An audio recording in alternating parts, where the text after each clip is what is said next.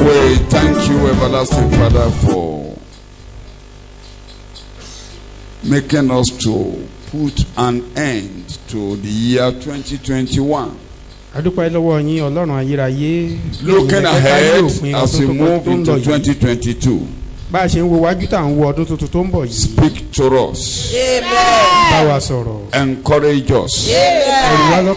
Strengthen our hearts. Amen. And rekindling our hope. Amen. In Jesus' name we pray.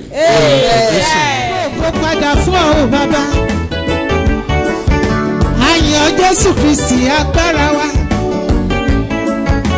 Ọba tó pa wá mọ́ ní 2021. Ó ṣe wá dáadáa nínú ọ̀rọ̀ rẹ̀, Ọlọ́run á gbé ọ̀gá.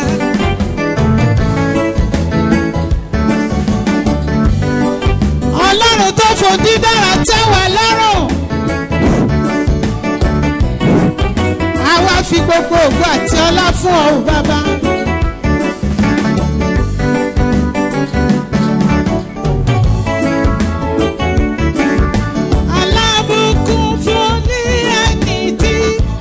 Olúwa yàn láti mú sùn ọ̀dọ̀ rẹ̀ kí ó lè máa gbé inú gbàlà rẹ̀ wọ̀ ní òrèlè rẹ̀ tẹ́ lọ́rùn.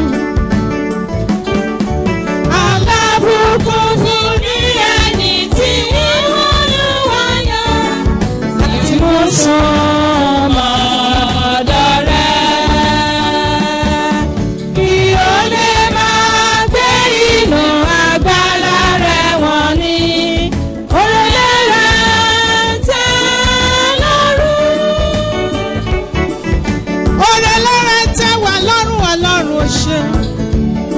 Ọ̀rọ̀ rẹ̀ tẹ́ wa lọ́rùn,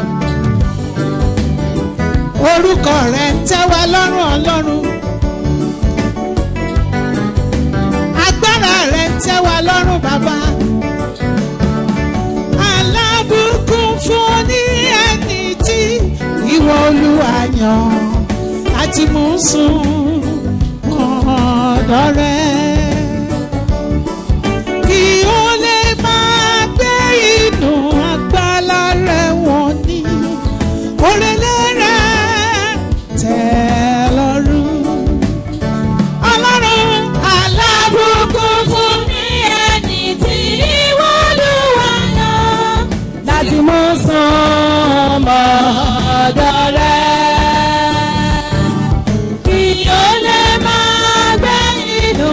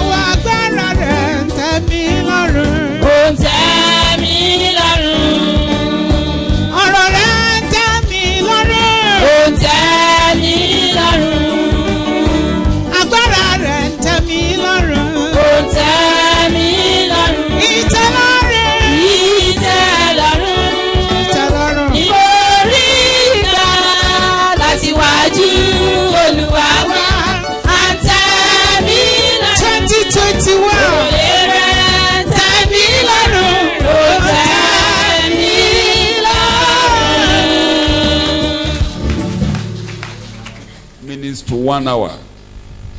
inú ìwé Nehemiah ni mo ń lọ ṣùgbọ́n But I mi will ò be lè lo leaving ìṣẹ́jú márùnlélógójì to wákàtí study kan. chapters 1 through chapter 6. But my main point is taken from chapter 6, verse 15 and 16, the Living Bible. All other translations kókó tá a are fẹ́ wò correct. orí kẹfà láti mú Chapter 6, verse 15 and 16. láti ẹsẹ̀ ìkàndógún sí And I ìkẹrìndínlógún. title my exhortation, You Will Finish Well. mo pè é ní wàá gúnlẹ̀ láyọ̀. I repeat, you will finish well. mo ní wàá gúnlẹ̀ láyọ̀. Your enemy will be frightened and humiliated, and they will realize that it is God behind you.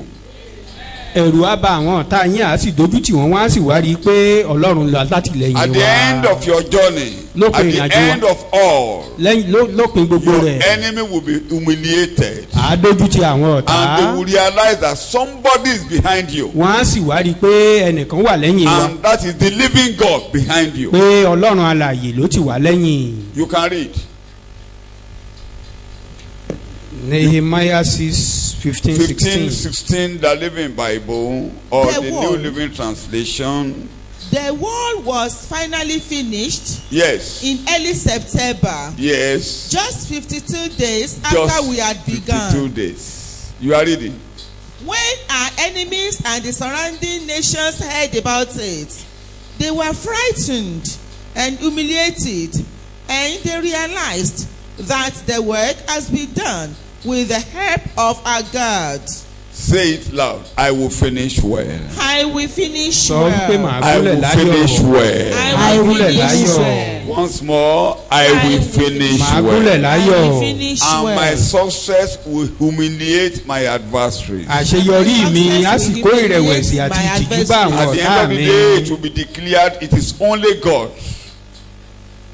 nígbẹ̀yìngbẹ̀yìn náà mọ̀ pé Ọlọ́run nìkan ni alátìlẹ́yìn mi. I have just few points to share with you. ìwọ̀nba kókó kékeré ni mo kàn fẹ́ fi We are gbà wá living in a níyànjú. world whereby one will start a job and cannot finish. A word of sorrow, a word of crisis, a word of disturbances. à ń gbé nínú ayé Mention it all. ìbànújẹ́ inú ayé ìkorò tó jẹ́ pé ènìyàn á bẹ̀rẹ̀ iṣẹ́ tipátipá láfi lè parí A rẹ̀. word of bad news. inú ayé A ìròyìn world búburú. where people are going no direction. nínú ayé tí ènìyàn ti ń lọ tí ò kọ́ mọ ibi tó ń lọ. 2021 is going. ọdún eléyìí ń gbó lọ. Many are going to the church. Many will be drinking and they will be shouting Happy New Year going to 2022. They ọ̀pọ̀lọpọ̀ don't even know where they are going. ọ̀pọ̀lọpọ̀ áké They have kú no ọdún tuntun focus. wọn á mọ They tí have wọnú no ọdún tuntun focus. wọn tilẹ̀ kúkú mọ ibi tán They lọ don't wọn know ní where they are àfojúsùn coming. They don't know where they are going. tí wọn mọ ibi tí wọ́n ti ń bọ̀ wọn mọ ibi They tí have wọ́n ń lọ. nothing to lay their hand upon. wọn ní nǹkan kan tán lè fọwọ́ tẹ̀. So many prayer requests are on the mountain today that has àìmọye no ẹ̀bẹ̀ focus. àdúrà That has lọ́pọ̀lọpọ̀ no lórí òkè focus. tí ò ní àfojúsùn. I repeat, Mo you ti sọ. will finish well. pé wàá gúnlẹ̀ láyọ̀ And at the end of your journey, lópin ìrìn àjò rẹ either your journey to heaven, bóyá sí ọ̀run your journey in anything, àbí nínú your ohunkóhun enemy will be humiliated. pé ìrẹ̀wẹ̀sì ìtìjú á bá àwọn ọ̀tá rẹ Somebody is behind you. torí pé ẹnìkan láti lóhun tì ọ́ So let lẹ́yìn. me say, start well. That's point number 1. Start very well. bẹ̀rẹ̀ dáadáa o. As we are going to 2022 bó o ṣe ń wọnú January, ọdún tuntun lọ yìí start very well. rí i pé o bẹ̀rẹ̀ dáadáa. Let whatever news you hear, let whatever body you have push you to the presence of God. jẹ́ kí ìròyìn kíròyìn àbí ẹrùkẹ́rù tó bá rò pé òun fà jẹ́ kó tì ọ́ wá síwájú Here, Ọlọ́run. Nehemiah had a bad news that what has happened to his city. Nehemiah gbọ́ ìròyìn tó ti ṣẹlẹ̀ sí Problem in ìlú his ńlá family, ni problem wàhálà everywhere. nínú ẹbí wàhálà tó yí òun gan ká. He had no option than to run to God. kò ní ibòmíràn láti lọ ju pé kó sá lọ síwájú You Ọlọ́run. cannot hear any good news on the radio. kò sí ìròyìn rere kan tó fẹ́ You gbọ́ láti cannot inú hear rédíò. any good news from your family. You kò sí ìròyìn rere kan táwọn ẹbí cannot fẹ́ mú wá. hear any good news from anywhere in the kò sí world. ìròyìn kan láti ibì kan tó jẹ́ ìròyìn rere wo. Whatever you hear, èyíkéyìí tó bá gbọ́ whatever the economy is saying, ohunkóhun tí ọrọ̀ ajé bá ń whatever sọ your health is saying, ohunkóhun tí ètò ìlera whatever rẹ bá ń doctors sọ are telling ohun you, táwọn oníṣègùn òyìnbó bá tell ń sọ yourself, I will finish sọ well. fúnra rẹ pé màá gúnlẹ̀ láyọ̀ Run to God. iwájú ọlọ́run ni kò Here sáwá the sí man ran to God. ọkùnrin yìí sáwá He síwájú ọlọ́run had, I can't read the whole chapter 1. a lè ka gbogbo orí kìíní You will see it in verse 2 and 3 that he Ẹ̀rí had lẹ́sẹ̀ kejì, an ẹsẹ̀ kẹta. unpalatable news from home. àwọn ìròyìn tí ò fararọ And he found time. Just read verse 4. ó sì wá So wá that you can àyè get what I'm trying to say. I ẹsẹ̀ can't read. ìkẹrin Just read verse 4. When I heard this, When I heard that bad news, I sat down and wept. this year could be full of bad news. ọdún yìí lè kún fún ìròyìn That bad news tí ò cannot dùn stop mọ́ni nínú you from finishing well. àwọn ìròyìn bẹ́ẹ̀ kò lè dí ọ lọ́wọ́ láti pé kó má gúnlẹ̀ You will láyọ̀ finish well. wàá gúnlẹ̀ láyọ̀ lórúkọ Jésù. What did he do? I refused to eat for several days. It may cost you to fast.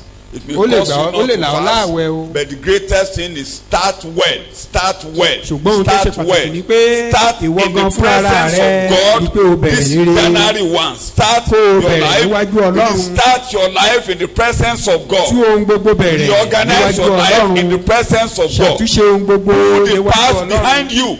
gbogbo èyí tó ti kọjá The lọ walls of sẹ́yìn Jerusalem falling, everything Odi disorganized, Jerusalem wó, gbogbo rẹ̀ everything túká. that is not the end of your life. kì í ṣe òpin ayé rẹ nìyẹn What has happened that is evil is not your end. ohun tó ṣẹlẹ̀ tó dàbí ibi yẹn kì í ṣe What òpin has ìrìn àjò caused rẹ weeping in 2021 is not your end. ohun tó fa ẹkún bá Your ọlọ́dún tó ń gbé lọ failures yìí kì í ṣe cannot òpin rẹ debar you from finishing well. ìkùnà tó o ní kò lè dí ọ lọ́wọ́ pé kó o má Your gúnlẹ̀ mistakes láyọ̀ cannot disturb you. àwọn àṣìṣe tó o ní kò yẹ kó A omi jẹ́ billion ìdúró fún demons ọ cannot stop you. ẹgbẹ̀rún gbèje àwọn agbára òkùnkùn ò lè The dí ọ only one lọ́wọ́ that can stop you is you. ẹyọ nǹkan tó lè dí ọ lọ́wọ́ ò ní ìwọ fúnra rẹ It's you. ìwọ fúnra rẹ You. ìwọ fúnra rẹ So he took a decision. ó gba ìpinnu Take a decision now. ìwọ náà pinnu nísinsìnyí Put the past behind you. kó o gbàgbé ohun tó ti kọjá lọ Don't bother your head what other people are saying. You cannot make progress when you are listening to people. má tilẹ̀ gbọ́ má you are fetí sí ohun tí listening to àwọn bad news, ènìyàn you sọ tó bá cannot ti ń make tẹ́tí any sí o lè progress. tẹ̀síwájú You cannot even start not to even talk. o to tí ẹ lè someone. bẹ̀rẹ̀ gan débi pé ká má sọ pé òun And this tẹ̀síwájú man went to the presence of God. ọkùnrin yìí lọ síwájú When you I read Olúwa. the whole spent- thing, I don't have time to read the whole thing. Just my key point is start with God. kókó tó wà níbẹ̀ tí mò ń tẹnumọ́ ni And pé I'll give you one ní pé o example. bẹ̀rẹ̀ níwájú Ọlọ́run mo ti fún wa I ní give you one àpẹẹrẹ example. I will give you the example màá fún wa of ní àpẹẹrẹ nìkan Jacob the fraud, who defrauded his brother Jacob oníjìbìtì and who had to be boxed. He has to be put, that's my language. The parents put him in a vehicle and they boxed him and they asked him to go. wípé nígbà tó lu Sent him on an unknown nígbà tó gun. lu ẹ̀gbọ́n rẹ̀ ní jìbìtì tán àwọn ìyá rẹ̀ ó dì í ní papámọ́ra ó rán ní ìrìn àjò ibi tí ò mọ ibi tó ń lọ He gan never knew where he was going. kò mọ ibi tó ń lọ You don't know what is going to happen to kò mọ him. ohun tá a ṣẹlẹ̀ sóhun lọ́hùn-ún God forced him to lie down. ṣùgbọ́n Ọlọ́run tẹ̀ ẹ́ lórí ba And where he lied down, níbi tó dọ̀bálẹ̀ he sí didn't know what was happening. kò mọ ohun tó ń ṣẹlẹ̀ There was a ladder set àwa gbé before him. àkàbà kan kalẹ̀ níwájú rẹ̀ And he saw that ladder. orí àkàbà yìí Angels are going up and àwọn down. áńgẹ́lì wa ń gùn wọ́n ń sọ̀ And somebody was standing at the top of the ladder. ẹnìkan wà lókè àkàbà yìí You are fortunate to be in the presence of God this morning. ó ṣoríire pé ó wà níwájú Ọlọ́run You láàárọ̀ are yìí fortunate to be here to listen to what we are saying. ó ṣoríire pé ó wà níbi tó ń God tẹ́tí sí is ohun tí wọ́n ń standing sọ yìí on top, watching you this Ọlọ́run morning. wà lókè ó ń wò ọ́ láàárọ̀ And yìí is here to minister to you. ó wà níbí láti bá ọ He's sọ̀rọ̀ here to talk to your heart. ó wà níbí láti bá ọkàn rẹ He's sọ̀rọ̀ here to make you to begin a new journey. ó wà níbí láti ràn ọ́ lọ́wọ́ láti bẹ̀rẹ̀ ìrìn àjò God was ọ̀tún beginning with Jacob. Ọlọ́run bẹ̀rẹ̀ ìrìn God àjò will pẹ̀lú Jacob begin with you this year. Ọlọ́run á bẹ̀rẹ̀ pẹ̀lú rẹ nínú ọdún yìí God will start with you this year. Ọlọ́run á bẹ̀rẹ̀ ìrìn àjò pẹ̀lú rẹ lọ́dún yìí Take note. kíyèsí As you be from now, láti sísìnyí lọ you will hear God talking to your spirit. wàá máa gbóhùn Ọlọ́run tó ń bá ọkàn rẹ sọ̀rọ̀ You will hear this message of God talking to your spirit. wàá máa gbọ́ tí Ọlọ́run á máa sọ̀rọ̀ sí The Lord ẹ̀mí is rẹ here. He's here. Ọlọ́run wà níbí He's here. ó wà So he níbí lied down, he didn't know anything. He ó was, dọ̀bálẹ̀ he síbẹ̀ ó was sùn kò confused. mọ ohunkóhun ojú You rẹ̀ have tried dàrú all you have gone, you have tried everything, you are already confused. bóyá o tilẹ̀ ti gbìyànjú o ti sa But owó the ipá Lord rẹ̀ is here. ojú rẹ̀ ti The wá Lord dàrú is ṣùgbọ́n here. ọlọ́run wà The Lord níbí is here. ọlọ́run wà níbí He will speak to your heart. á bá ẹ̀mí rẹ sọ̀rọ̀ Begin with him. bẹ̀rẹ̀ pẹ̀lú rẹ o And when you read it down, tẹ́ bá kà á síwájú he made a covenant with God. ibẹ̀ ló ti wá bá ọlọ́run dá májẹ̀mú And God, I don't know if I have time, I will get there. tí mo bá ráyè bá gbà mí Later in the débẹ̀ journey, God reminded him, I'm lópin the ìrìn God àjò of yẹn Bethel. ọlọ́run I'm rán the God létí of pé Bethel. mi ni ọlọ́run Where bẹ́tẹ́lì you started the journey of your life, I'm the níbi God tó of ti Bethel. bẹ̀rẹ̀ ìrìn àjò rẹ èmi ni Where ọlọ́run you took oil and pour it on the stone, I'm the níbi tó God ti of Bethel. tó ti ta òróró sí orí òkúta èmi ni ọlọ́run tó Let jọ́sìn God sí be your níbẹ̀ God. jẹ́ kí Begin ọlọ́run well. jẹ́ ọlọ́run Begin rẹ well. bẹ̀rẹ̀ Begin rere well o this year. bẹ̀rẹ̀ rere lọ́dún yìí Put nonsense behind you. pa gbogbo rádaràda tì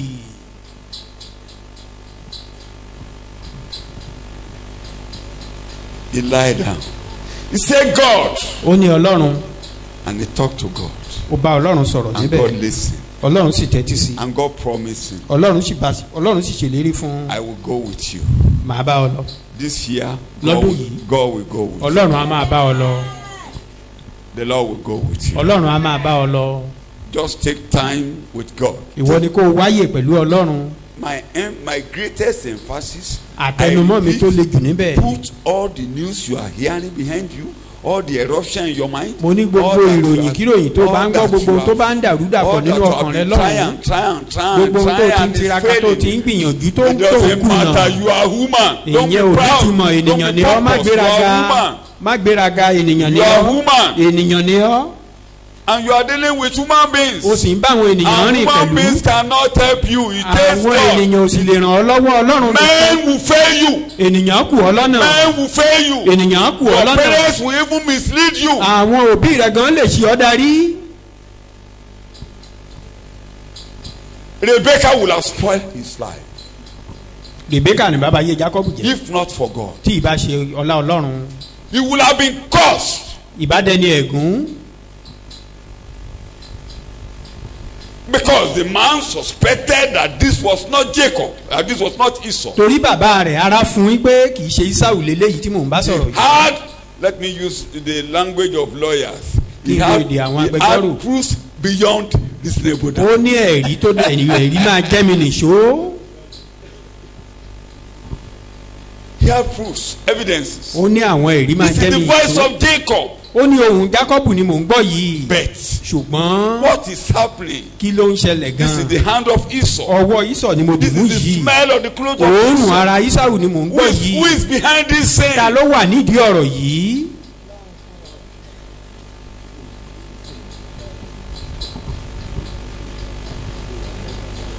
So when you begin to bother yourself about human beings, tó o bá ti you will ń dá begin ọkàn ara rẹ to, rú you will begin to nípa go èrò nípa in the same ènìyàn circle. You will ojú kan ni begin wàá to dúró go sí tí in wàá the ti máa same pòyì circle. wàá kàn máa pòyì lójú kan Go before God lọ and síwájú spread yourself Ọlọ́run in the presence of the living kó o God. tẹ ara rẹ síwájú rẹ̀ síwájú Ọlọ́run alààyè And God said, Ọlọ́run wá ní I will go with you. màá bá ọ lọ I will go with you. màá bá ọ kọ́wọ́ rìn And he came, he said, I don't know God is here. ó lóun ò tilẹ̀ mọ̀ pé Ọlọ́run wà níbí This is no other place, the house of God. ibòmíràn kọ́ làbá máa pe bí òbí kò ṣe ibùgbé Ọlọ́run So God, you really matter in my life. ìwọ Ọlọ́run ó ṣe pàtàkì nínú So you ayé are mi important in my ó life. ṣe pàtàkì nínú ayé mi ìwọ And I'm Ọlọ́run saying, if you begin and you know God is important in ó your ní life tó o bá this ti bẹ̀rẹ̀ morning, tó o sì mọ̀ pé Ọlọ́run ṣe and pàtàkì you nínú can ayé see rẹ Christ as Lord, tó o sì lè rí that's the Kristi first gẹ́gẹ́ bí time Olúwa Jacob rẹ will acknowledge God in his journey in life. Ìgbà He àkọ́kọ́ tí Jacob he never knew that it's so ó rí important. Ọlọ́run to him. nínú ìrìn àjò rẹ̀ nìyẹn kò mọ̀ pé ó ṣe pàtàkì sí òun Take him seriously. káràmásìkí rẹ o Take him seriously. káràmásìkí Ọlọ́run That's my emphasis this day. ohun tí mò ń tẹnumọ́ nìyẹn Begin well. bẹ̀rẹ̀ dáadáa o So when Jacob began, nígbà tó bẹ̀rẹ̀ ìrìn àjò rẹ̀ and you know the journey started. Number ẹ̀mọ̀ tó 2, bẹ̀rẹ̀ ìrìn àjò níbẹ̀ favor will locate you.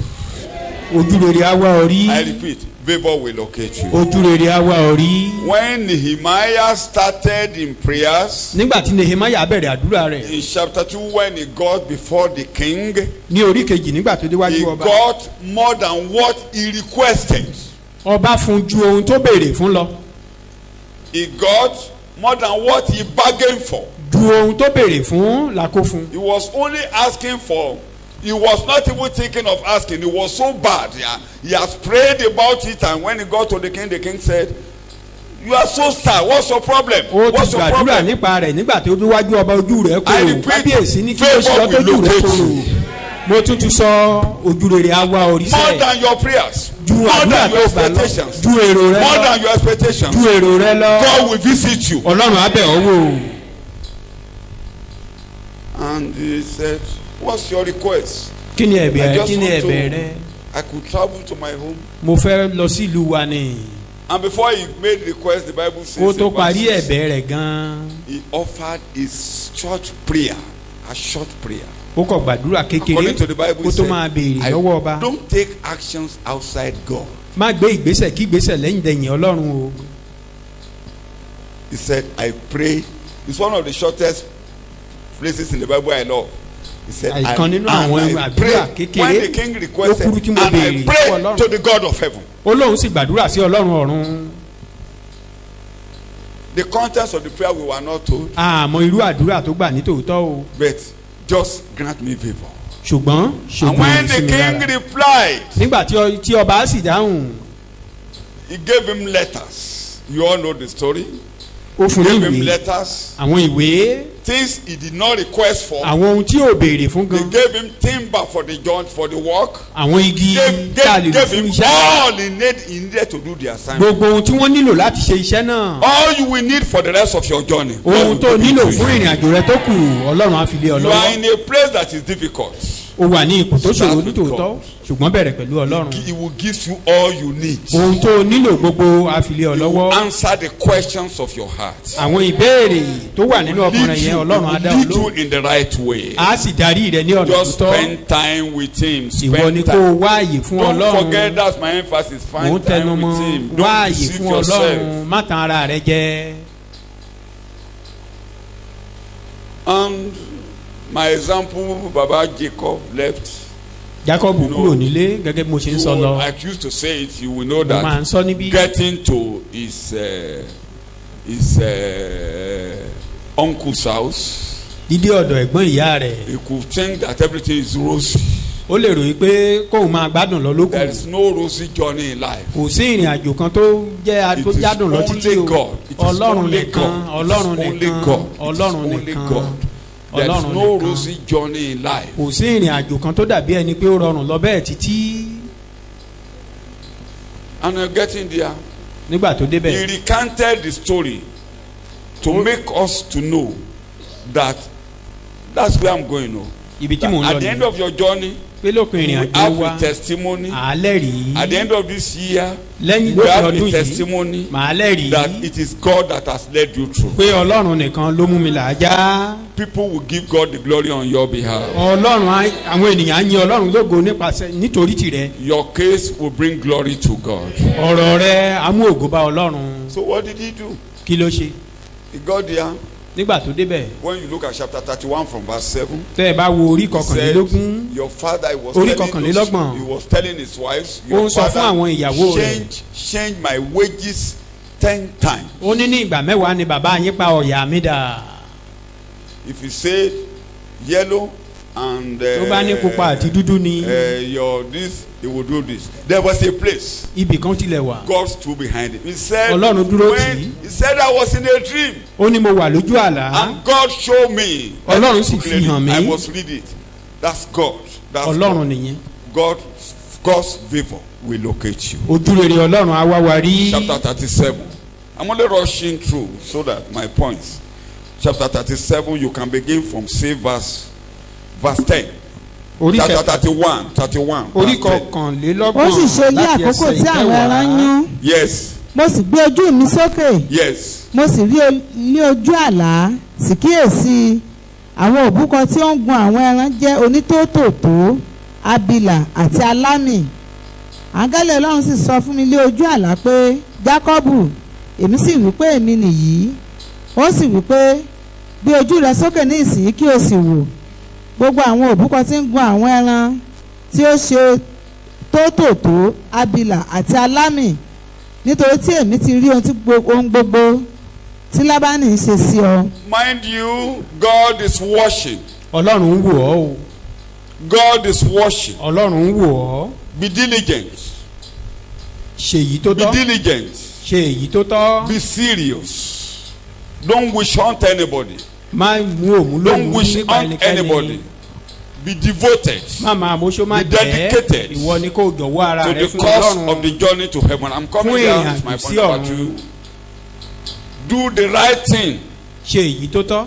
In the house of Laban, Nílé Lábánì. Jacob did the best to Jákọ́bù serve the ṣe man. èyí ó sin ọkùnrin náà Despite negative actions. pẹ̀lú negative gbogbo actions. ìwàkiwà tí ọkùnrin yìí ń hù sí. When people are behaving negative to you and you are negative way, you will never make progress. Táwọn ènìyàn bá ti ń ṣìwàwù sí ọ tí wọn náà ń ṣìwàwù sí wọn. God will never fight for you. Ọlọ́run ò ní jà fún ọ. The Bible has taught us, Bíbélì ti kọ́ wa. don't allow evil to overcome you. Má jẹ́ kí ibi borí rẹ. Overcome evil with what? Ìwọ ni kó o fi rere borí búburú. Evil will be pursuing you. Ibi á máa tẹ̀lé Use ọ. good to overcome Ìwọ ni evil. kó o fi rere borí rẹ. Use good to overcome what? Evil. Rere borí ibi. Human beings cannot do the right thing. Ènìyàn ò lè ṣe rere kan. It is you that want the best from God. Ìwọ ló ń fẹ́ rere látọ̀dọ̀ Ọlọ́run. And God will give you the best. Ọlọ́run á sì fún ọ ní èyí tí ó I dára. repeat, God will give you the best. Ọlọ́run á fún ọ ní èyí tí ó dára. So, at that time, God said, I have seen what they have done to you. Ọlọ́run sọ fún mi pé mo ti rí ohun tí wọ́n I've ṣe sí ọ. seen what have been done to you. Mo rí èyí tí wọ́n ti ṣe sí ọ. God will stand up to defend your cause. Ọlọ́run á jà fún ọ. Either man, demons, forces of darkness that are standing against your progress, God will fight your cause. Ló ń dènà àti ṣàṣeyọrí rẹ Ọlọ́run á jà fún ọ. Tí a bá jókòó ti ìlànà tí Lábánì gbé kalẹ̀. If we Gẹ́gẹ́ should bí stay èdè with the òfò ní procedure Jacob kò ní ní of ewúrẹ́ Laban, méjì. Jacob will not get even a goat. According to the Kò ní ní ìkẹ́kàn procedure. òfò ló máa mú. he will just go out empty-handed. Bí ọ̀tá to the jókòó pé house. ò ní bímọ, wà á If the bímọ. enemy is saying you will not have your own Tó bá baby, lò ní make you progress, will wà á have your make baby. progress. If they are trying to hinder Èdè your tó ń lò progress, yẹn they ò will yí say Ọlọ́run padà. their language cannot change God. Ṣùgbọ́n wà á máa rẹ́rà rẹ jẹ. You will be Tó cheating bá ronú yourself. pé If you are thinking àwọn that èèyàn wí báyìí. Àwọn èèyàn wí people say báyìí. Ẹ this, pẹ̀lẹ́ people o. say that. Are they your gods? Ṣé àwọn ni Are they Ọlọ́run? your maker? Ṣé àwọn lẹ́lẹ́dàá rẹ? Is Laban the maker of Ṣé Jacob? Lábánì ló dá Jákọ́bù ni? It was only do your best, do your best, do Ìwọ your ṣe èyí best. tó ṣe èyí tí ipá rẹ bá ká. Forget the negative side. Gbàgbé àwọn apá ibi tí ò dára níbẹ̀. And as he was doing it, God Bó said, ṣe ń I have ṣe, already seen. Ọlọ́run ni mo I've ti seen rí, it mo and ti I've rí, known mo and sì ti I'm mọ̀. here to compensate you. Mo wà This níbí year, láti san God will fún ọ. compensate you. Ọlọ́run á san ẹ̀san rere fún wa I lórúkọ repeat, Jésù. you will have a testimony. Àálẹ̀ rí lọ́dún yìí lórúkọ When you Jésù. read the Bible says God spoiled Laban. Pé God. gbogbo ẹrù ilé Lábánì lọ́lọ́run kó fún Jákọ́bù. God spoiled it. Just like God spoiled Egypt. Gbogbo ẹrù rẹ̀ pátá bọ́lọ́run ṣe ṣe sí àwọn ará Íjíbítì. Remember God spoiled Egypt and Ẹ rántí he pé blessed Ọlọ́run all the Israelites ó kó and the gbogbo ẹrù Israelites. Íjíbítì fún àwọn Israelites Ísírẹ́lì. went out with a testimony. Àwọn ọmọ Ísírẹ́lì jáde You will pẹ̀lú go out pẹ̀lú with a ẹ̀rí. testimony this year in the Bá a ṣe ń name of wọ́n lọ́dún tuntun yìí ẹ̀rí lẹ́nu wa lórúkọ Jésù. God will locate you. Start well. Ojú rere á lé wa bá àwa wà rí Number two, ṣùgbọ́n bẹ̀rẹ̀ dáadáa. don't lose focus. Má ṣe sọ àfojúsùn rẹ nù. Ibi tó ń lọ, Where you are going, ibi tá à ń lọ, where we are going, ní ká kọjú sí o. we focus on where we are Mo going. máa tẹnumọ́ nǹkan mẹ́ta àbí mẹ́rin tí ẹ gbọ́dọ̀ sọ àsojú tí ẹ bá ti sọnù. I will wáyé. emphasize on 3 or 4 things that you wáyé. must focus on. Once you lose that, you are nothing. Kí la ṣe mọ̀ yín pé How do we know Nehemiah ò sọ àfojúsùn. that Nehemiah never Ní lost orí his focus? kẹfà ẹsẹ̀ kìíní sí In ìkẹrin. chapter 6 verse 1 Níbi to tó ti ń 4, ṣiṣẹ́ tó ń ṣe é lọ yẹn. while he was doing his Àwọn work, kan ránṣẹ́ sí pé kó kúrò ń bẹ̀ some kó people máa bọ̀. sent messages to him that he should come. Ó ní èmi ń ṣe iṣẹ́ ńlá kan. Said, I'm doing a great work. Èmi ń ṣe iṣẹ́ ńlá I'm kan. doing a great work. Ẹsẹ̀ kẹta sí ìkẹrin. I am 3 and doing 4. a great work. I am doing a great job. Why should I stop to come? Why should I stop this work and come? Èrèdí wo ni màá fi ṣíwọ́ iṣẹ́ yìí tí màá wá bá yín? Why should I leave this place and come? Èrèdí wo ni màá ṣe kúrò níbí tí màá wá sọ́dọ̀ yín? mo sì ránṣẹ́ sí wọn pé èmi ń ṣe iṣẹ́ ńlá kan èmi kò lè sọ̀kalẹ̀ wá èéṣe tí iṣẹ́ náà yóò fi dúró. Look at it. nígbà tí mo bá fi sílẹ̀. èéṣe tó fi máa dúró. Why will the work stop? kókó mẹ́rin. 4.8. tó bá ti sọ àfojúsùn nù níbẹ̀. Once you lose your focus. tó bá ti gbójú kúrò níbẹ̀ nínú ìrìn àjò. the other way. o ní kankan. You have nothing. bẹ́ẹ̀ tó bá fẹ́ ṣàṣeyọrí. You want to succeed. kí gbogbo ayé máa bá ọ yọ̀. And for the people to celebrate you. pé Ọlọ́run ló wà lẹ́yìn ìrìn àjò rẹ. That is God behind you. kókó àkọ́kọ́. Point number 1. má jẹ́ kójú ẹ kúrò lára iṣẹ́ ìràpadà. Don't take away your eyes from the work of redemption. iṣu àtẹnumọ́ràn kì í jóná. That is. iṣẹ́ ìràpadà. Your focus in Bíbélì sọ the work nínú of Hébérù redemption. orí ìkíní. In Hebrews chapter 1. Ọlọ́run ẹni ní ìgbà púpọ̀. God ní onírúurú ọ̀nà ó bá wọn bàbá bá sọ̀rọ̀ ṣùgbọ́n ní ìkẹyìn ọjọ́ yìí ọ̀nà kan ṣoṣo ló ti ń báyé sọ̀rọ̀ ipasẹ̀ ọmọ rẹ̀ ọ̀nà kan ṣoṣo lọ́lọ́run fi ń yanjú ìṣòro ẹ̀dá ipasẹ̀ ọmọ rẹ̀ ipasẹ̀ ẹ̀dá ni mo pẹ́ ẹ̀yin ọmọ Ọlọ́run ìpànyẹ̀ ibìkan ló ti ń yanjú ọ̀rọ̀ ẹ̀dá tó ti ń yanjú ọ̀rọ̀ ènìyàn nípasẹ̀ ọmọ rẹ̀ ẹni tí ń ṣe ìtẹ̀sán ògo rẹ̀ àwòrán tìkẹ́lára rẹ̀ pàápàá ibi tí mo lọ rè ẹsẹ̀ kẹta lẹ́yìn ìgbà tó parí ìwẹ̀nùmọ́ ẹ̀ṣẹ̀ ó lọ ọdún sọ́dọ̀ fún Ọlọ́run lókè. He is sitting by the majestic right hand of God. kó lè yanjú ọ̀rọ̀ ènìyàn. For him to settle the case of man. ó parí ìwẹ̀nùmọ́ ẹ̀ṣẹ̀. He finished the tí a cleansing bá of sin. yanjú ọ̀rọ̀ ẹ̀ṣẹ̀. without kò the sí àṣeyọrí.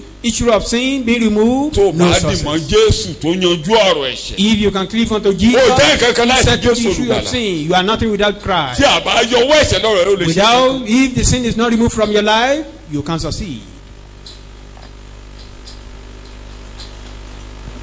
ó ní kí ẹ máa mọ̀ pé. No deed. kì í ṣe wúrà àti fàdákà ní afẹ́rà yẹn were not padà. redeemed. tí ẹ bá fẹ́ bọ́ lọ́wọ́ asán ayé. Gold and silver. Jésù.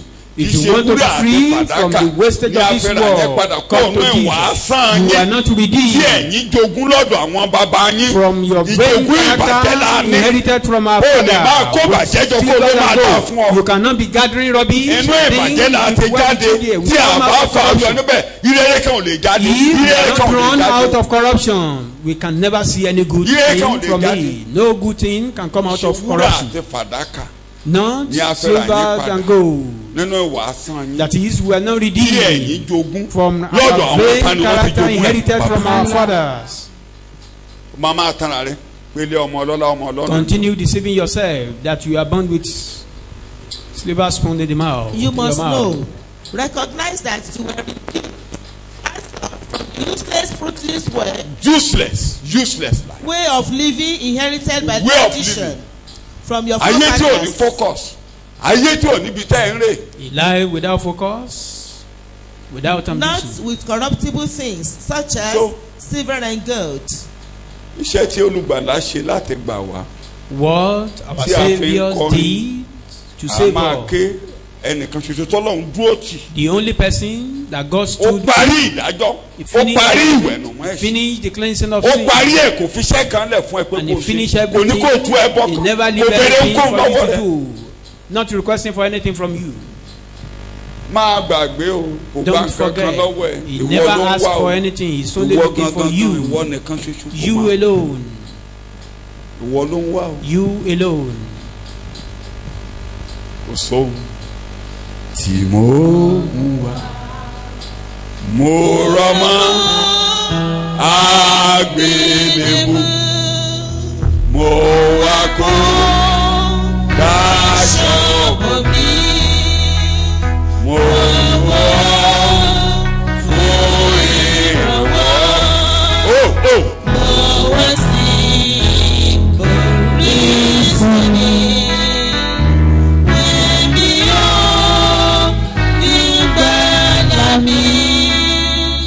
dìyẹn mú Hold on to that. dìyẹn mú Hold it. pé mo ti sọ níjẹta I said it the previous day. Jésù ló lè fà ó gòkè. It's only Jesus Òun ló máa mú ọ that can dọ́run. lift you Òun ló máa up. gbé ọ lékè láyé.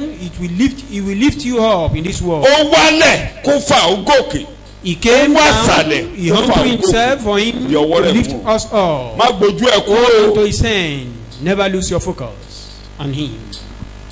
Ọba ti change ó ti yí padà lóde òní ẹbọ ti kún gbòòrò ẹbọ kún gbòòrò There are gan. so many Ẹbọ kún sacrifices outside. ẹbọ kún gbòòrò tó So pọ̀ ẹbọ many tẹ́ pọ̀ jù. sacrifices. There are so many sacrifices outside there.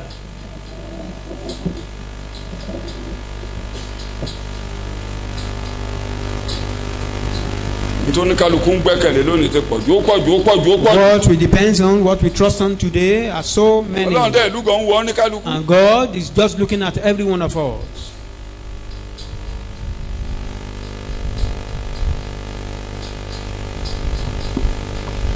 Ìkejì, Number 2. God's faithfulness. Ìjólóòótọ́ Ọlọ́run. Àwọn akọrin ló sọ pé they are new every morning. Pé ọ̀tun New ọ̀tun every ni morning. lówó òwúrọ̀. Great is thy faithfulness, O Lord. Pé ìjólóòótọ́ Great Ọlọ́run is thy faithfulness. Jeremiah chapter 33 mi ò lè ṣaláìsí. ìwé Jeremáyà orí kẹtàlélọ́gbọ̀n. Mo ti máa ń fún ọba tìrì mi tí mò ń ṣẹ̀kọ́. When you see me preaching, Mo fi ń gbélé ayé ni. that is my Èmi life. náà jẹ́ ń bẹ̀. I will eat from it. Jeremiah 33, 25 and Jeremáyà 26. orí kẹtàlélọ́gbọ̀n Thus says ẹsẹ̀ the karùndínlọ́gbọ̀n. If my covenant Mi ò ráyè with ká day, látẹ̀yìn tẹ́ bá ráyè ká látẹ̀yìn wàá yí ọ ṣùgbọ́n jẹ́ ká mú kékeré. If Yes. my covenant if my covenant with day with day and night and night does not stand, and if I have not appointed the ordinances of the heavens and the earth, the whole order of nature, then will I also cast away the descendants of. tí n bá tẹ pa ẹ̀ lànà kójú mọ́ mọ́ If I change the ordinances of day and night, kálẹ̀ mọ́ lẹ̀ that there will be no night, A jẹ́ no pé day. ọ̀rọ̀ tí mo sọ lórí David It means ọ̀rọ̀ tí mo sọ the lórí ọmọ word Léfì I pronounce Kò ní- upon A jẹ́ pé David màá and dàrú. Levi. It means I will thwart it. èmi gan ẹlẹ́dàá ló máa dà I myself will thwart it.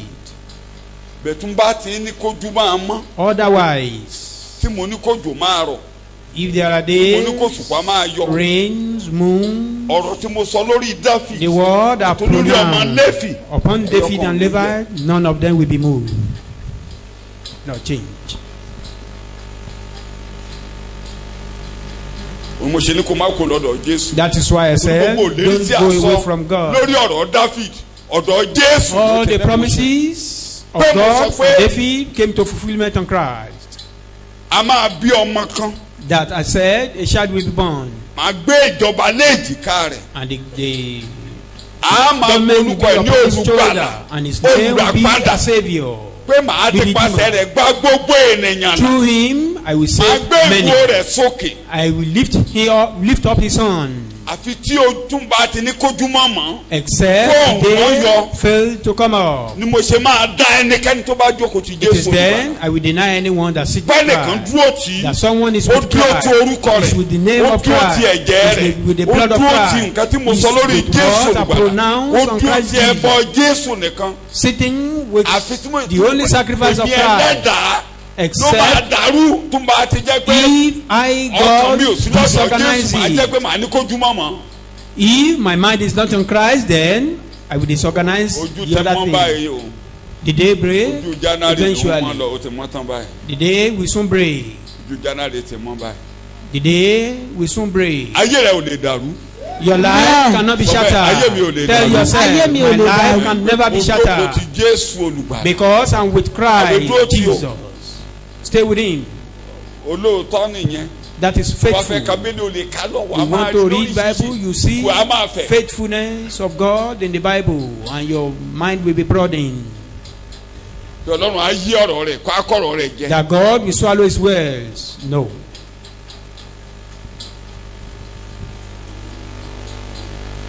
kó bá tẹ̀ ń wò tán Bíbélì Looking at the Wàá máa rí history pé Ọlọ́run of ò stories pa ọ̀rọ̀ in the rẹ̀ jẹ́. Bible, you discover God never lie. ó dàbẹ́ ni pé Abraham ò ní bímọ As if Abraham will not have his own ó child. bímọ àbí kò bímọ Didn't he have? ó dà wọ́n dọ́gbọ́n They even wọ́n dọ́gbọ́n They tried their own method. Ọlọ́run ò kúkú bá wọn jà pẹ̀lú God ọgbọ́n didn't even wọn. fight them with that. Ọlọ́run ò bá wọn jà. God didn't fight them. Ìgbà tó yá tọ́lọ́run sọ pé mo ṣe tán báyìí. Later when God said, Abraham ní now bàbá. I'm ready. Abraham said, Bá mi tọ́jú God Ismaili. bless Súre lórí Ishmael for Ismaili. me. Bless Ishmael Tó for bá ti me. gbàdúrà màá máa gbàdúrà rẹ̀. When you pray, I Mo ti listen to your gbọ́ prayer. àdúrà rẹ lórí Ismaili. I've heard your prayer máa on di orílẹ̀-èdè Ishmael. méjìlá. He will be Mo máa a tóbi. great nation. Ṣùgbọ́n 12 mi ò nations will be jókòó out of tí mi ò him. tẹ̀ bá But I'm tí. not with him. Sára aya rẹ̀ á lóyún fún mi. Your wife Sarah Ó máa bí ọmọ will be kan. pregnant and bear a Sáàkì child. lórúkọ rẹ̀. The name shall be Ibẹ̀ Isaac. ni májẹ̀mú mi dúró. That is where my covenant nìyẹn. reside. That is your own. Tí ẹnìyẹn tèmi rè. That is yours. This is mine. Eléyìí tí mo wí lèmi máa ṣe. What I said Sọ will I bẹ́ẹ̀ do. eléyìí tó wí nípa mi yóò ṣẹ sọ Tell bẹ́ẹ̀. yourself, what you God have said Hey. to me will come to pass.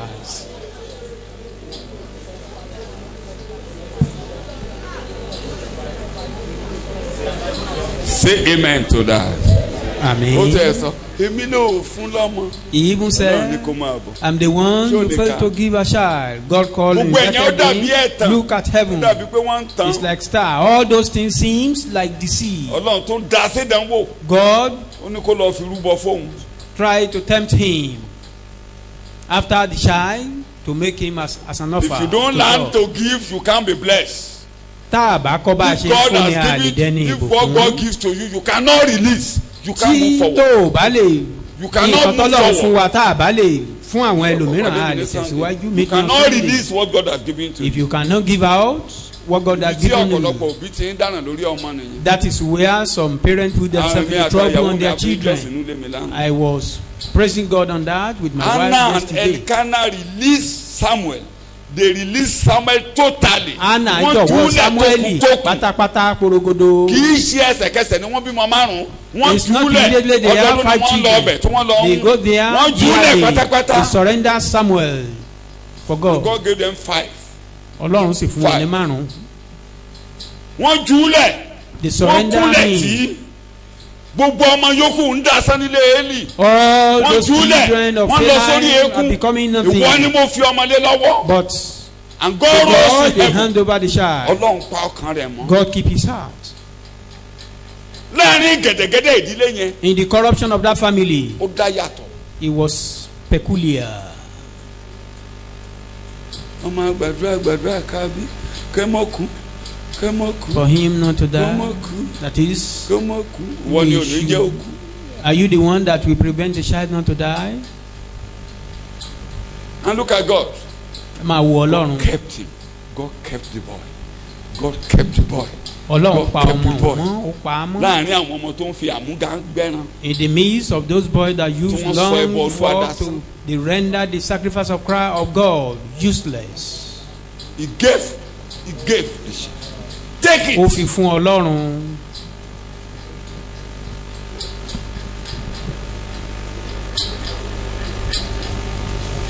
Your enemy will be frightened. They will know Ìbẹ̀rù it's gbogbo á bá God. àwọn ọ̀tá God is yín. behind you. This Wọ́n á mọ̀ pé Ọlọ́run la látìlẹ́yìn wa. all I'm trying to tell you is that Ohun tí mò ń gbìyànjú àti sọ fún wa ni pé don't lose focus. má sọ àfojúsùn rẹ nu o. God is faithful. Ọlọ́run jó lóòótọ́. Don't lose focus number 3. Má sọ àfojúsùn nù kókó kẹta lábẹ́ Philippians chapter 3.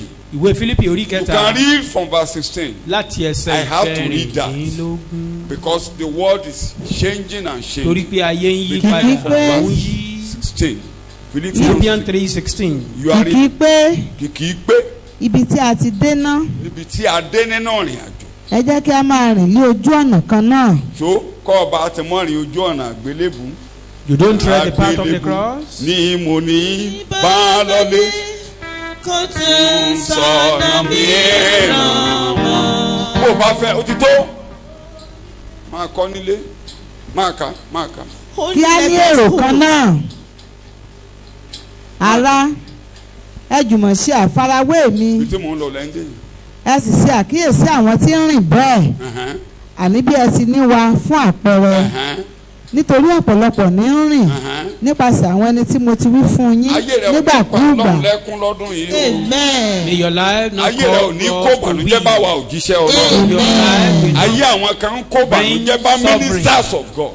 or sorrow to the ó ní people of àwọn God. wọ̀nyí Said mo ń these people, sọkún lórí ọ̀rọ̀ wọn àní tí mo sì ń lọ́wọ́lọ́wọ́ sọkún ó ní ọ̀tá àgbélébù ni wọ́n they are enemy of wọ́n dẹ̀ God. máa parun nígbẹ̀yìn And they will kí eventually ló sọ wọ́n destroy dọ̀tá themselves. àgbélébù What make them the kí ló enemy máa of the jẹ́ kán cross? parun How, why would ipò they ẹni be? tí í ṣe ọlọ́run wọn ikú wọn ni kíni ọlọ́run wọn oúnjẹ ló wá tó bá ti jó oúnjẹ ló wá jẹ lọ́dún yìí o If ti food fẹ́ is what you are O ti after, fail. then you fail ó already. tẹ̀lé ó lè rí jẹ́ kì í ṣèpè And eventually you may not even have the food.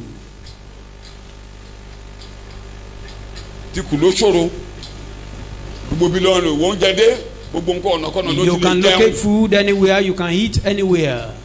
tó bá ti jẹ́ pé n tí ẹ lò n tẹ́ ẹ jẹ ló fa yí ẹ If tí material thing is your ó concern, wáyé means you are nothing. ó darí ayé ẹ̀sùn tó jẹ Direct n your tó lò life to nìkan food, ó to wáyé material things. It means you are nothing.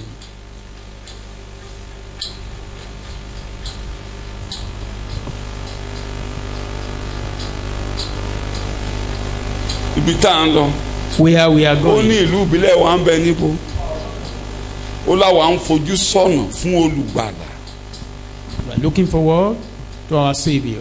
But we are citizens of the state, àìṣe ra ibi with homeland, Bó which is fẹ́ bó in kọ̀. heaven.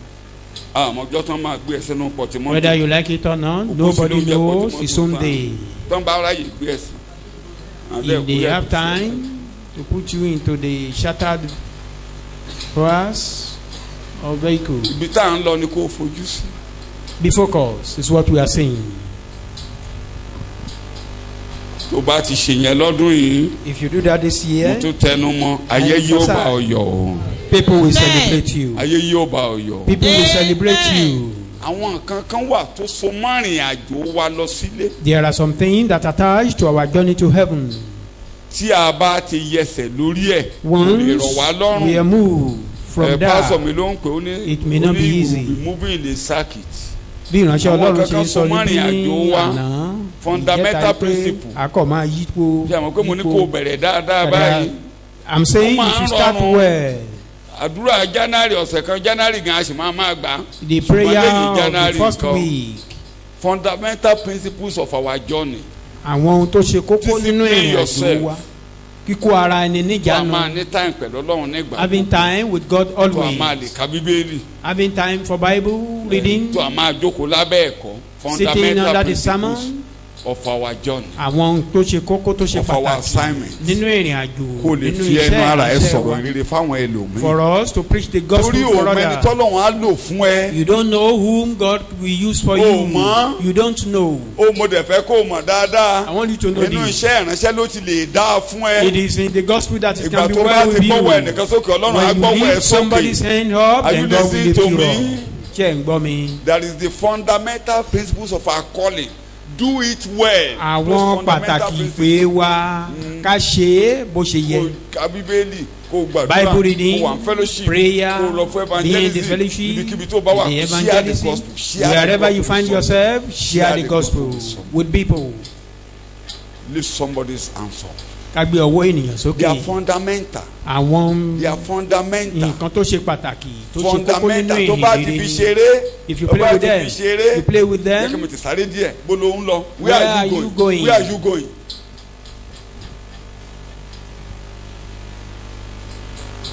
kó bá ka Nehemiah yẹn Reading that Nehemiah. there are fundamental things Àwọn tó nǹkan jókòó àwọn tí àgbékalẹ̀ bí tó ṣe ọ̀tá ṣe ń pàtàkì. dìde As enemy Wọ́n fi arose, ọwọ́ kan dìde have been rose up, bẹ́ẹ̀ ni wọ́n ń gbàdúrà they are holding sword with one hand, bẹ́ẹ̀ ni wọ́n ń ṣiṣẹ́ the other gbogbo ohun tó hand yẹ kán ṣe instrument, ló ń ṣe at the same and time they were praying and they Wọ́n á are ní kò ní doing ṣàṣeyọrí. what they need to do. wàá ṣàṣeyọrí lọ́dún yìí You will be olùkọ́ yìí successful this year in the name of Jesus. finally Àkótán níbẹ̀, don't be intimidated má jẹ́ kẹ́nikẹ́ni kó dẹ́rù bà ọ́ dẹ́rù bà ọ́. ẹ ti kọ́ lórin It's one Sanballat of the Tàbíà songs.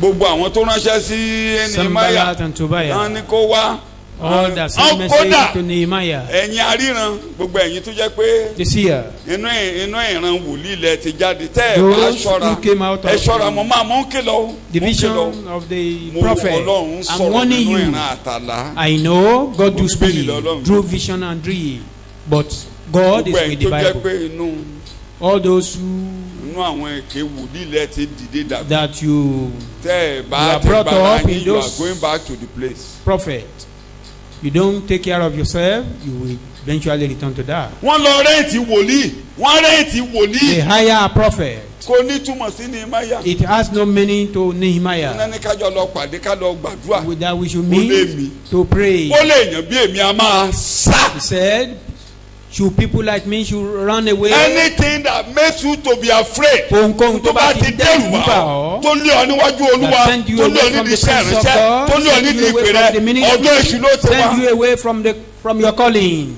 It's from èṣù Satan. ló ti wá. It's from Satan. ó ní wọ́n ránṣẹ́ sí mi They lẹ́ẹ̀mẹ́wàá. sent messages ó to ní mo me dá wọn 10 lóhùn bákan times, náà. and I replied them same 10 way. times. ó ní ta ló jẹ́ dàbí èmi. Who is like me? kíláàsì ara ẹ lọ́dún yìí máa kíláàsì ara ẹ. See yourself as bẹ́ẹ̀ peculiar. lọ ó ní ta ló dàbí èmi. Who ta ló is jẹ́ like dàbí me? èmi. èmi Who àwa is máa sá. like èmi me? àwa máa sá. Somebody kí mi like sá me fèsì. run away kí mi sá fàjẹ́ From èmi. Satan, from witches.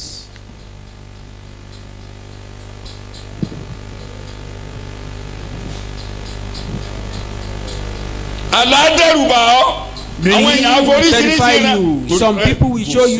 kò sẹ́ni tí ò ní gbanú wàhálà kọjá. Nobody will not pass through some ìyẹn ló challenges. ń là kọjá yẹn. You are tẹ́lẹ̀ only ní. passing through Wọ́n ló máa mọ yours. nǹkan. tó o bá gbé gbórí ẹ lé tó o bá gbórí ẹ kó lọ gbórí ẹ ró. If you are not gbórí ẹ focused, ró. you are not focused. wọ́n jẹ́ kí mi sọ personal example bá máa sọ oríṣiríṣi bẹ́ẹ̀. I should have been ẹ giving ṣọ́ra kó ní kálukú many ṣọ́ra. examples, but the warning is be careful. pápá ní kẹyìn ọjọ́ yìí. Most ní kẹyìn especially ọjọ́ yìí this tó ní end of the kálukú ti padà time. sí di òrìṣà. That people táwọn are yẹn ti padà going sí di back to òrìṣà. idol. tó ti padà sí di òrìṣà. People are going back to idol. ṣé bá dùn àná ni kó wá gbà. They said they invited him Pressure for àdúrà náà ni prayer. kó wá gbà. Isn't prayer they Bábọ̀ invited ká wá him gbàdúrà. for? ó Come, lé mi he said, kémi I, sálọ kémi tilẹ̀kùn mọ́ for rí. me to shut the door of the house of God.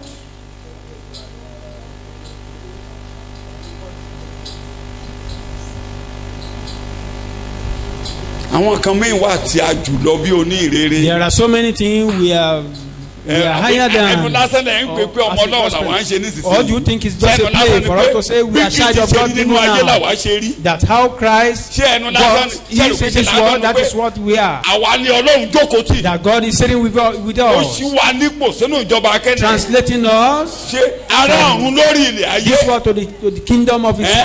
his children. Heavenly being ẹnu upon the heart. You think it's just a matter Ọlọ́run of ní gbọ́ ti ọ̀tá lórí mouth. When we ọ̀run. are saying God will Ṣé not àpò listen ọ̀kan to lọ́sàn-án enemy sọ? on our case, àbẹ̀rẹ̀ pé ṣe mò ń dánú do ni. you think it's just a matter Ọlọ́run rán èèyàn búburú sí mi. that God has never sent evil people kò after rán me? sí mi. bó bá pariwo ó pariwo If they make lásán. noise, they make noise on their pé own. wọ́n ṣe ẹ̀yẹ ni. You think it's a joke? ó ní ó yí ẹ̀yàn tá mi padà. Said he had turned Ó ní the wọ́n back of my ké pe sí enemy. Ọlọ́run. He cried unto the Lord, Ọlọ́run ò ní but gbọ́. God will never listen ó to lé mi them. ni mi ò gbọ́ ti Bálámù àti Bálákì. I, God, Mi ò failed ní to gbọ́ listen nǹkan to tó bá Balaam and Balak on your case. I will never listen to them. tètè sá wọ́n máa pa ọ́ èmi náà máa For you to be running away from, kó bá bójú tọ́lọ̀ ara ẹ òní nìkan kan. If you don't take care of yourself, you won't have anything. tẹ́lẹ̀ ayé mẹ́ra nù kankan. I don't have so anything. ọba kan tẹ fìyẹn dẹ́rù bá mi ẹ̀ If you are dẹ́rù bá mi. threatening me with that, I don't tẹ́lẹ̀ kan care. nígbà tí mo gbàgbọ́ mẹ́nu kankan. Even when I was saved, lórí sígílẹ̀tì àwọn I ará don't lébi have lórí anything. sígílẹ̀tì. ìgbà tó tí ọlọ́run bùrẹ́là ni mí. òní nìkan kan they ẹ̀ give ṣe. me diverse a kò mú nicknames. kóhun wá sí. We brought nothing to this ṣùgbọ́n mo ní world. ọlọ́run kan but I tó ń have fúnni lóhun gbogbo láti One lò. God that gives Eléyìí tí mo máa lò máa us tẹ̀ things mí to lọ́wọ́. you. The one I will àbí use, tí ẹ ò will give ní it tẹ̀ ọ́ to lọ́wọ́ me. ẹ. You will give it to me. don't be intimidated. má jẹ́ kí ọ̀tá dẹ́rù bà yín. nínú Never allow ohunkóhun enemy to intimidate you in anything. àmì ìdánilójú pé The sure sign. àmì ìdánilójú pé ó máa dá fún ọ nígbà tó sábà Assures sí them lẹ́rù that wá. it will be well with you. pé ìrìn lọ́wọ́ gbà When látọ̀dọ̀ enemy Ọlọ́run threaten ni. you, that you Ọlọ́run á dá receive sọ̀rọ̀ help rẹ from ni. above, that God will step into your case. You can have dreams. A lè lálàá o, ká máa lálàá oríṣiríṣi. n bá fẹ́ sọ bí èdè bàbá Paul. If I want to use àwọn àlá the tó language dẹ́rù of bà Paul, ní. you cannot dream more than I do. Terrifying dream. Bàbá mi ló wà bẹ́ẹ̀ yẹn. That is my wife Èdè mo there. jí láàárọ̀ ọjọ́ kan pé mo ní ká wá máa ṣí àlá. You cannot remember a day I called him or call her that let us talk about this dream. That this dream is very tough. Àwọn ẹ̀wọ̀n tí mo rí gbogbo àwọn tí ò fẹ́ ká gbélé ayé. The ghosts that are pursuing us, that don't want us to live this life, rubbish. Mo láwọn èdè burúkú kan. I have some Ẹ bad má bínú ẹ̀yin language. obìnrin gbà mí tó bá le tán. When Màá things ní are tough, obìnrin àtọkùnrin. when Kán máa rìn men lọ, and kán máa women tọ̀. working together, then urinating, Kán máa lọ báyìí. it will be easy Kóbìnrin máa for tọ̀ lórí one ìrìn. than Kọ́kùnrin náà another. máa tọ̀ lórí ìrìn. Ẹnìkan á tọ̀ bàrà. Nígbà tó bá ká mi lára tán. When things are so tough, Tó bá wu èṣù. Whatever ó wá máa Satan dánwò báyìí. like, let him Kájọjọ máa try lọ it. lójú ọ̀nà. Ẹnìkan ló máa yàgò fún ẹnìkan. one will run Ẹnìkan ló máa away from yàgò fún another. ẹnìkan. One will Èmi kọ́ one la will yàgò run. fún èṣù. I will never run away from you, Satan.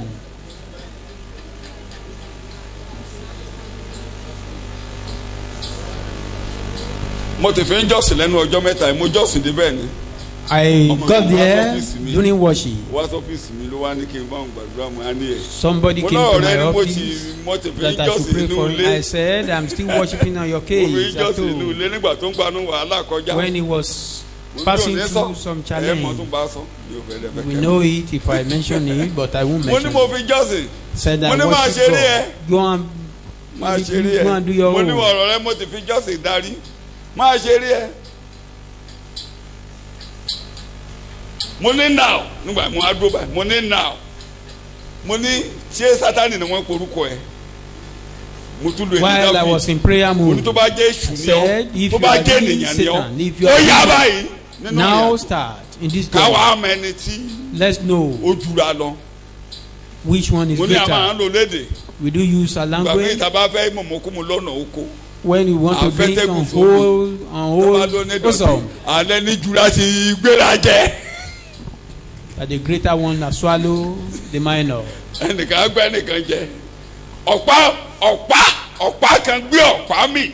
A rod Àbọ̀pá kan swallow gbé ọ̀pá mi. a rod. Yẹ̀yẹ́.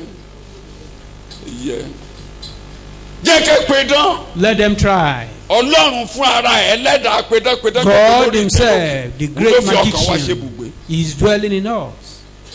Don't allow anything to intimidate. Ẹ má jẹ́ kí ohunkóhun Let me quickly kó dẹ́rù bà end yín. so that we can pray into January. Ẹ jẹ́ kí n parí ká lè I'm gbàdúrà just rushing. wọnú ọdún tuntun. Take note. Ẹ My kíyèsí. last point. God is behind you. Ọlọ́run la láti yọ Ẹ̀rí ní tó máa wa. ní lọ́dún yìí ni pé Your testimony Ọlọ́run wà this lẹ́yìn year rẹ̀. is that God is Tani behind mo ló wà you. lẹ́yìn rẹ̀? That God is behind Tani mo you. ló wà lẹ́yìn rẹ̀? That will be our Tani mo ló wà testimony. lẹ́yìn That rẹ̀? God is behind us. Mi ò ní òní ní wàhálà o. I'm not saying you Mo won't ló máa have lẹ́rìí. challenge, but you will have Mo ló máa testimony. lẹ́rìí. You will have testimony. Acts chapter 18 verse 9 and 10. Ṣé àpọ́sítélì orí Acts kejìdínlógún 18 9 and 10. Ẹsẹ̀ Let me ìkẹsàn-án quickly sí mention kẹwàá. that. Acts 18. ìṣe orí olúwa kejìdínlógún. sì sọ fún paul lé òru lé ojúran pé Pé má bẹ̀rù má bẹ̀rù. sáà máa sọ Bẹ́ẹ̀ni má sì pa inú rẹ mọ́ lọ́dún yìí o. nítorí Jókòó tí ì rere. Fundamental This people of our year, calling. Be Máa with the sọ. gospel. Continue Máa bá a professing it. nítorí tí èmi wà pẹ̀lú rẹ Bẹ́ẹ̀ni nínú ìrìn àjò ọdún yìí Olúwa wà In the pẹ̀lú journey rẹ̀. of this Amen. coming year, Kò sí ẹni God will tí- be with you. Kò sí ẹni tó máa pa. tí yóò dìde sí ọ láti pa ọ́ lára. We harm you. O ní ní ìpalára. You will never be harmed. Mi ò ní ọ̀tá ò ní dìde ṣùgbọ́n kò I'm ní not pa ọ́ saying enemy lára. will not harm, but they will never Mi ò harm ní you. ọ̀tá ò ní dìde ṣùgbọ́n ní kò I'm ní not pa saying ọ́ enemy will lára. not rise up, but they will not harm you. Má yẹsẹ̀ Don't be moved. ṣé o ti gbọ́? ó ní lo I am with you always. ó ní mo wà pẹ̀lú yín ní gbogbo ìgbà níwọ̀n ìgbà tẹ́ ẹ bá ti ń. make disciples of nations. ẹ ṣáà máa kó àwọn ọmọ ọ̀dọ́jọ́ láti orílẹ̀-èdè gbogbo. You can't help somebody and God will leave you alone. Lift somebody's hand up and God will lift you up. Sow into people's life. ẹgbẹ́ nìkan sínú ayé àwọn ènìyàn. o lè wọlé. You will never crawl. o lè wọlé. You can't crawl. kókùrà kan ní kò síṣẹ́ ní gbòòrò mò ń sọ fẹ́ yẹn ọmọ mi. If there is no job outside, those who are going with me in faith, you will have job. you will get job. You will even be changing job. They will invite you to eat. They will invite you to eat.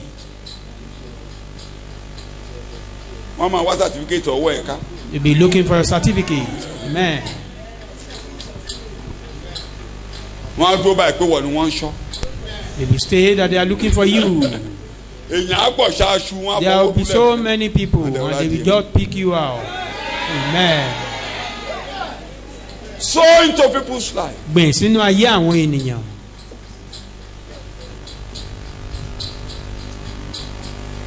Let's go ask a koro. If you are now frowning, that won't help. Let me finish this lecture by saying. Kí n parí ẹ̀kọ́ yìí. Those points, if I want to broaden them, it will take much time. You cannot fail. Oh, ní kùnà. I repeat. You cannot fail. Oh, lè kùnà. You cannot fail. Amen. 2 Timothy chapter 4 verse 18. Timothy kejì orí kẹrin ẹsẹ̀ ìkejìdínlógún. The Lord will certainly deliver and draw me to himself from every aspect of evil. Every aspect of evil. Ọlọ́run á yọ ọ́ lọ́wọ́ inú iṣẹ́ búburú gbogbo. God will deliver you from inú iṣẹ́ búburú gbogbo pátápátá. Ọlọ́run á kó ọ yọ nínú iṣẹ́ búburú gbogbo pátápátá. He will preserve and bring me safe unto his heavenly kingdom. He will keep you safe and take you home. Àpà ọmọ àṣìwọ̀ délé. Ilé là ń lọ má sọ lẹ́nu. Don't lose focus on that. Nínú iṣẹ́ búburú gbogbo. In all evil ways, all evil work. Ẹ bá kábẹ̀ yẹn. Ogun lórí ìdẹ́sẹ̀ Paul tó fi ń jẹ́rìí. It was a battle against Paul. It's now giving testimony. Kò rí èèyàn. No one mo rọ Ọlọ́run. Come for my case or came for my case, but God stepped in. Don't look for man. You're looking for God. He can't fail you. Kò lè kú ọ lọ́nà. And you cannot fail. Ìwọ náà ò sì ní kùnà. Tell yourself I cannot fail. Sọ fúnra rẹ pé mi ò ní kùnà. Ó ní bàbá ń parí ẹ̀rí ó ní áńgẹ́lì Ọlọ́run ẹni tí èmi ń ṣe dúró sí mi ló wà. Said the angel of God of whom I serve stood by me yesterday night. Oníṣẹ́ òfun ẹ̀mí kan. There won't be loss of any soul. All those who accompany you will not safely.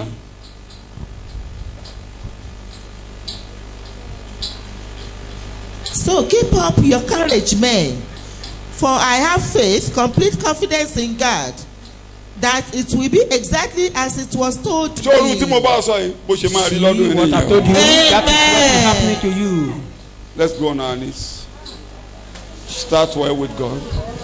Di ìrìn bẹ̀rẹ̀ dáadáa pẹ̀lú Ọlọ́run lọ́dún yìí o.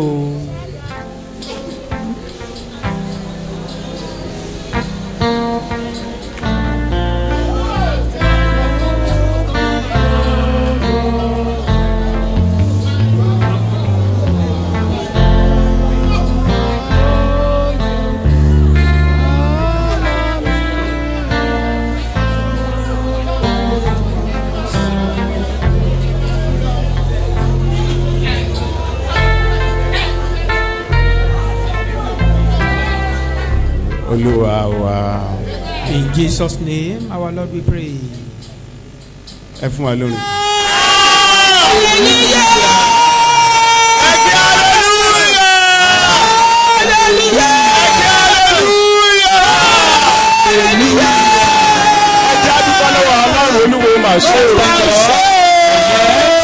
Another another year. Ọba mímọ́ sí.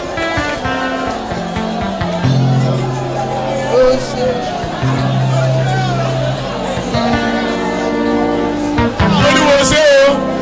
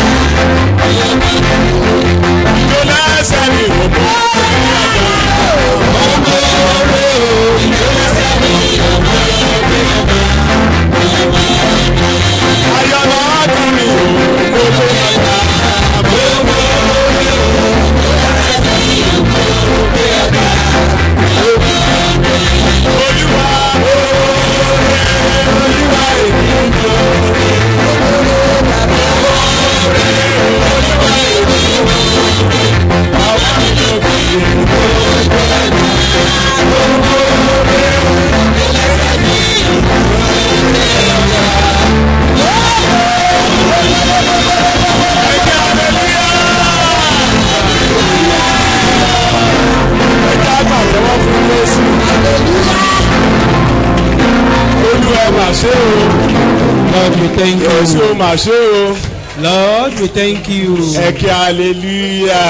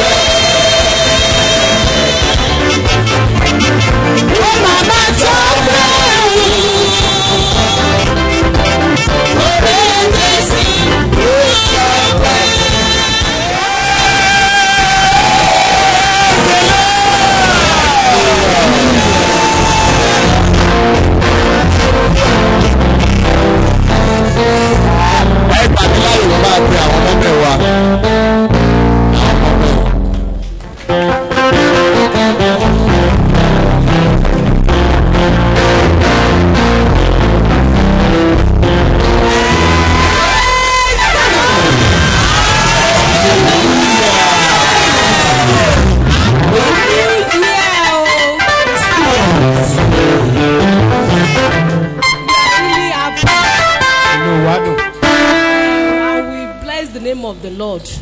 Àbùkún orúkọ Olúwa. It's the Lord's doing. It's never by our power nor by our Ọlọ́run ló fún wa ní might. ipá kìí ṣe agbára wa So let us àti worship ipá wa. him. Ká máa yìn. Let us worship him. Ká máa yìn. He is our God. Ká máa yìn pé ó ṣe é. And he is good unto us. Ó sì dára sí wa pẹ̀lú. Good unto us. Ó dára sí He wa is o. faithful unto us. Ó tó lóòótọ́ sí wa. He is great. Olóore ọ̀fẹ́ ni. Worship you, Lord. Thank you. Say you are good. Thank you. Ní orúkọ Jésù ni a jọ́sìn. Bàbá ní orúkọ Jésù. Ọlọ́run alágbára níṣe la dúpẹ́ lọ́wọ́ Powerful yín. God, we thank you. Inú wa dùn We are lọ́pọ̀lọpọ̀. happy so much. Nítorí pé abára wa nínú rẹ̀ ni. We met ourselves in it. Kò sí ẹni tó lè ṣàlàyé. No one can explain Bí mo ṣe ṣe ni, bí mo ṣe ṣe ni, bí mo that ṣe this ṣe is how ni. I do it or that is how I Títí do it 31st December till 2021. today. I mean, 31st yesterday. December 2021. Títí ọjọ́ tó kẹ́yìn lọ́dún tó kọjá Ọ̀pọ̀lọpọ̀ yìí. ìṣẹ̀lẹ̀ ló ṣẹlẹ̀. So many happenings. Ọ̀pọ̀lọpọ̀ òjò ló rọ̀ tí So ilẹ̀ fi mu. many rains. Ṣùgbọ́n ẹ̀yin And you are taken Ọlọ́run by the soil. nínú ìyọ́nú But you, yín, God, in your, nínú ojú your rere yín, kindness, ẹ in jẹ́ your ká rí favor, ọjọ́ èní, ọjọ́ kìíní, you spare our oṣù life kìíní to see this day. 2022 láyọ̀ First àti day of àlàáfíà. our new year, peacefully. Ẹ ṣé lọ́pọ̀lọpọ̀. Thank you. Thank A gbé you. yín ga We lọ́pọ̀lọpọ̀. exalt you, Lord. Adá gbogbo ògo padà sọ́dọ̀ yín. Torí pé àríwọ̀ ẹgbẹ́ ẹ̀yìn ni. Kò Because we sí know you are. ẹlòmíràn It is you bí kò ṣe alone. ẹ̀yin. No any other A one gbé but yín you. ga o. We exalt you, God. Àdúpẹ́ We thank you. àti àwa Both àti of àwọn us, ọmọ our àti children, àwọn ọmọ ọmọ our àti àwọn tó wà grandchildren, nítòsí those àtàwọn tó wà lọ́nà near jíjìn and far. oníkálukú wa All àwa of ní us. àlàáfíà We are peace. ẹ wà pẹ̀lú wa You are with ẹ us. jẹ́ kí òní ṣojú wa We can àwọn witness kankan ṣì wà this báyìí tí wọ́n day. ti bọ́ sí ọjọ́ kìíní There are some tí wọ́n people máa that are okùn still sọ̀máwá last tí wọ́n dẹ̀ year, máa bọ́ sí ọjọ́ and they kìíní will still go yẹn into a this sì máa year. jọ yọ̀pọ̀ We will still àgbé rejoice yín ga together. lọ́pọ̀lọpọ̀ We worship bàbá you. lórúkọ Jésù ẹ̀gbọ́n pé àsì Please. à ń lọ báyìí nínú okùn yín Ọlọ́run We are alágbára going in your strength. gẹ́gẹ́ bí àwọn ọ̀rọ̀ tí wọ́n ti bá wa As the sọ word that has been spoken unto pé ká us, bẹ̀rẹ̀ dáadáa pẹ̀lú that will yín begin. ẹ̀yin You Ọlọ́run will jẹ́ be God. olóòótọ́ You are faithful. ẹ ní kù wá lọ́nà You will never fail us. ẹ wá da orí ọ̀fẹ́ lé wa lórí You pour grace upon táwa us. náà fi ní kù yín That lọ́nà will not fail you ẹ as wá well. pẹ̀lú wa You will be with us. ẹ dì wá mú ẹ jẹ́ ká kójú wa kó sọ ọ̀nà kan That will be focused. àní wọ ọ̀tún àní We will wọ not be òsì looking a sideways. máa rí We will see yín you. kó bá wa sọ̀rọ̀ àní ṣe èso oníṣe kó má gbéraga Satan will èso want oníṣe to kó má fẹ́ brag. gbórí sókè Satan will want to ṣùgbọ́n àwa ò rí But we will see. àkásí We don't bother kò lè about dẹ́rù it. bà wá He can't threaten nínú us. ohunkóhun In anything. à ń lọ nínú ìgboyà yìí We are going in ní this nǹkan tó sọ̀rọ̀ boldness. máa bá wa lọ. Be fún our àwọn tó companion. bẹ̀rù Ọlọ́run alágbára tó ti For tójú those tó afẹ́ kó yàtọ̀ who ní are ayé fear, wọn. this year I want àwọn to tó be- sì rí eṣinṣin àwọn tó ń rẹ́jẹ Those who can see àwọn balls, tó sì see rẹ́jẹ fly. tó sì Those rẹ́jẹ who tó can fáyìn see tó ń fò balls, see jẹ́jẹ́ tiẹ̀ fly. tí afẹ́fẹ́ sì ń fẹ́ tí ìjì sì ń jà That they are Ọlọ́run seeing, they alágbára see wind, they see afẹ́fẹ́ storm. tuntun kò yàtọ̀ We want a we should change not for be them this year. intimidated for anything. Ìgboyà ńlá ẹgbẹ́ wọ̀ wá. A fẹ́ padà gbọ́ ẹ̀rí. We want to hear Pé testimony. aláǹgbá ń ṣe tiẹ̀. That Ọmọ these nílé are ń rìnrìn àjò beautiful. tí. Likewise the world Àwa ghetto. náà ń rìnrìn àjò tí wa. And we are going on our own. Èṣù ń rìn Cockroach, tiẹ̀. they fly, Ẹyẹ ń rìn tiẹ̀. the Kò birds, sí they kankan do kọ̀ wá their pẹ̀lú own. ẹ̀. We are less concerned about Nǹkan them. tá à ń gbọ́ níbí ìrojú ká máa bẹ̀rù What we àwọn are hearing ẹ̀rù here, bẹ̀rù lọ. we ought not to be fear of Afẹ́fẹ́ all those Ọlọ́run fẹ́ things. túbọ̀ ràn wá lọ́wọ́. That it will help us to grow. Bó ṣe ń bá wa sọ, mo ní As they are speaking ẹ̀rí of wa God, gbọ́dọ̀ pọ̀ sí nípa Our eléyìí. testimony Ẹ̀rí wa gbọ́dọ̀ pọ̀ sí nípa Our eléyìí. testimony. Ẹ̀rí wa gbọ́dọ̀ pọ̀ sí. Ẹ ti tú wa sílẹ̀. That we Ẹ be ti set dá wa free. nídè. We be Ẹ set sọ wá free. di òmìnira. We be set Kò sí free. ohun tí ọ̀tá lè fi ṣe wá. Enemy Kò lè cannot jẹ́ ìgbà wá harm ní ohunkóhun. They can't threaten us Wọ́n ní in ìwọ any olúwa way. wọn kà ó pé ṣoṣo. We are Kí làwọn fẹ́ kí làwọn bẹ̀rù fún. Why are we afraid? Àgbá ìbẹ̀rù wọlẹ̀ láàárọ̀ yìí. Ní orúkọ Jésù tó di àgbá wọlẹ̀. Let them be a thing of the past in the name of Jesus. Ọ̀rọ̀ sáà ń gbọ́ níbi ojú ká máa bẹ̀rù The word Sátánì we are lọ. hearing in us Nítorí is pé greater Ọlọ́run dé than ẹ̀jẹ̀ olóòótọ́ sí ọ̀rọ̀ yín. Because you are faithful Ẹ to mú your word. ọ̀rọ̀ yín ṣẹ. You fulfill À your ń rí word. báyìí, We can see àjẹjẹ́ it. ẹlẹ́rìí. And we are with Wípé èso lè ṣe wá ní That ohunkóhun. Satan cannot do us Sọ anything Ọlọ́run anyhow. alágbára. Lord. Bẹ́ẹ̀ ṣe bá wa gbá wọlẹ̀ lónìí kò ní gbérí mọ́. Lockdown today, they will Lójú never àlá ni, lójú in ìran the ni. dream, in Gbogbo the ibi tó vision. ti ń tọ́ bẹ́ẹ̀ àwọn èèyàn. Anywhere they be talking. Lọ́wọ́ ẹ̀ in the name of Jesus. Lọ́wọ́ ẹ̀ in the name of Jesus. À ń lọ báyìí nínú okun tó As we are lágbára. going in this À ń lọ boldness, nínú agbára yìí. we are going in your À ń lọ path. nínú okun Ògo ni fún orúkọ ńlá ayé. Ògo ni fún orúkọ ńlá ayé. How shocking. Shall be brilliant. In the name of Jesus. Amen. The grace of our Lord Jesus Christ. The love of God. The fellowship of the Holy Spirit. Rest and abide with us now and forevermore. Amen.